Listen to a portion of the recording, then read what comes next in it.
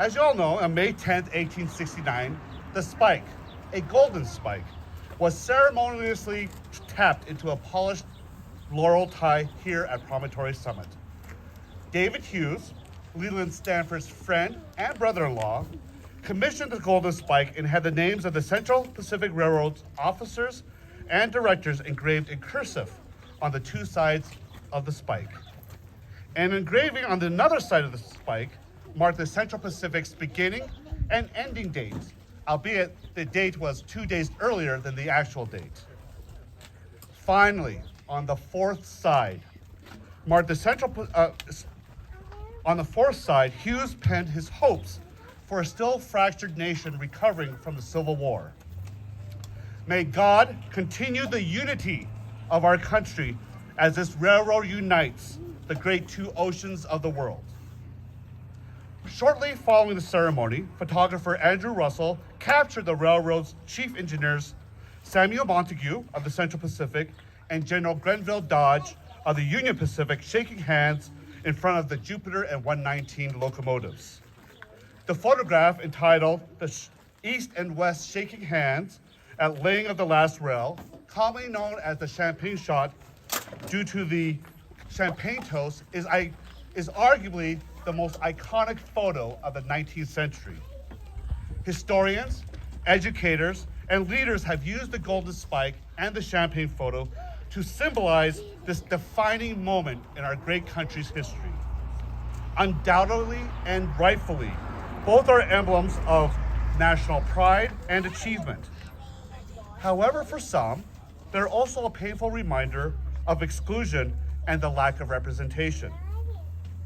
The labor of 10,000s of railroad workers, including but not limited to Chinese and Irish immigrants, freed slaves, Mormon graders, and Civil War veterans, also deserve amplification in the annals of the transcontinental railroad history. Over the course of 1776 miles between Omaha and Sacramento, these workers graded rugged terrain over mountains, deserts, and plains. They bridged and filled gorges. They cut the ties, laid the track, and pounded the spikes. The workers risked their lives to blast away at the stubborn granite curtain, which had fortressed the Sierra Nevada mountains for over 40 million years. Some days, they only scraped away inches. Chinese workers were forced to endure the endless winter of 1867, which mercifully brought 44 storms and 44 feet of snow. Incidentally, in Chinese culture, the number 4 is considered unlucky 4, the number of death. A battalion of 8 Irish handlers and 1 foreman, plus thousands of Chinese railroad workers, built a record-setting 10 miles of track from sunup to sundown on April 28, 1869, just a few miles west of us, because of a purported $10,000 bet between Charles Crocker and Thomas Durant.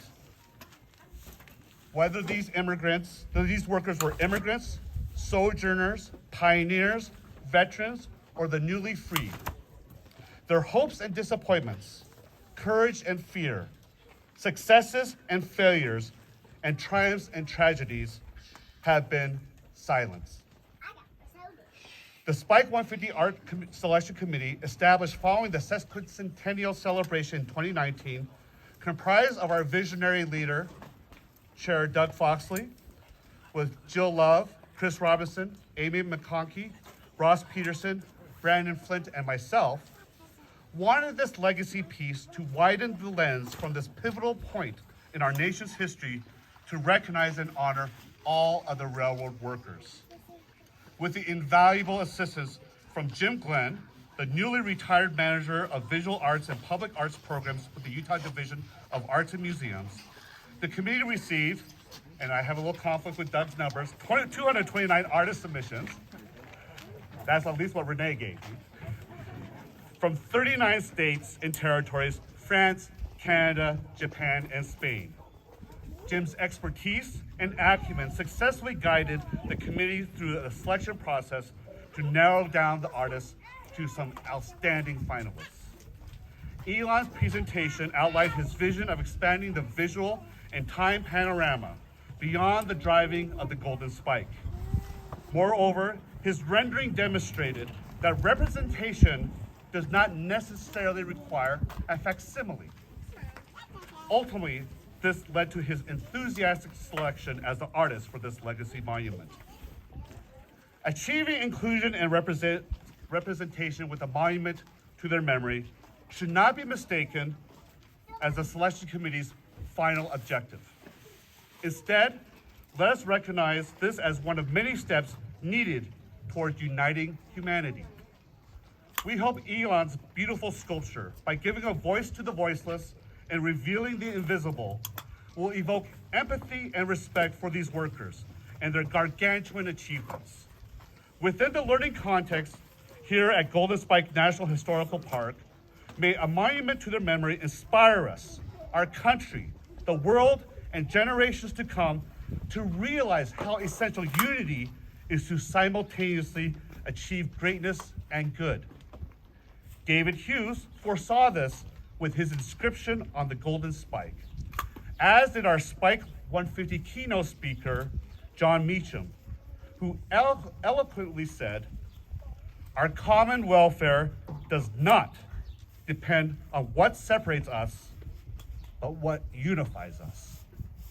Thank you. Yeah, Max. It is now my great pleasure and honor to